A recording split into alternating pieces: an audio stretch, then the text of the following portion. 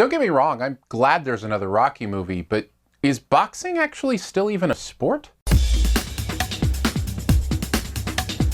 Creed is the name of the movie, the seventh film in the Rocky franchise, reviving it once again, this time with Michael B. Jordan as an up-and-coming boxer who happens to have a famous fighter dad who Rocky knows very, very well. Won't give any more away than that, although I think it's pretty obvious from the title.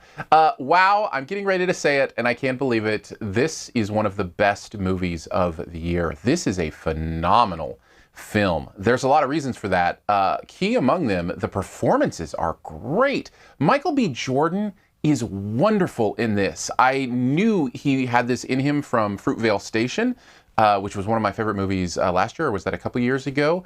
And then he's kind of done some off things, some more, big budget things like the Fantastic Four movie, things like that. And then he pulls this out, and he is so good in this movie. Not to mention Sly Stallone is really good. Good to see him playing Rocky once again, but even cooler that he's playing it with such depth, in such heart, in such nuance. I was really, really impressed with the performances. The direction is really good in this as well. Some really neat angle choices, camera choices. Specifically, one of the fights in this movie is really clever and really creatively shot, which you don't see a lot in sports movies. They kind of land on their cliches and allow you to go with that. But this is really interesting and really well done. I was impressed quite a bit.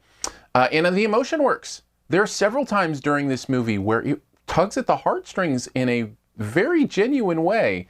And there may have been some tears for good old Rock and Creed and everybody in the Rocky universe. Okay, not everybody, mostly those two. But I'm just saying, the emotion actually works. The only place this movie doesn't work is it kind of traps itself, gets backed in the corner, if you will, to use a boxing metaphor, of cliche and really sentimentality in a way that you see coming.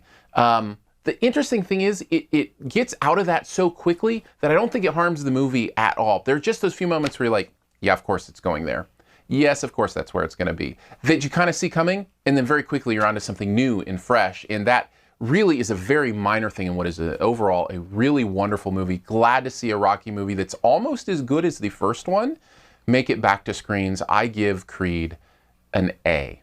Thanks for checking out this Your Movie Friend review. You can check out more reviews and more stuff at Your Movie Friend or here at the YouTube channel. We'll get to the best ever challenge here in a bit. Before we do, though, click in the cards up here and you can check out other reviews that have happened recently, a link to the website, how to support the channel. Also, if you would search for Aaron Dicer on Periscope, if you do the Periscope thing, after I get out of movies, I Periscope my initial thoughts, and I'm loving that conversation that we get to have there. So follow me on Periscope and subscribe to the podcast. SiftPop is the name of the podcast. You can search for it, SiftPop, in iTunes, Stitcher, or wherever you do your podcasts. All right, on to the best ever challenge, where you name the best movie ever in a particular category. Also try to identify my choice. This is a strange one. You're actually probably going to need some Wikipedia help on this one. What is the best seventh movie in a franchise ever?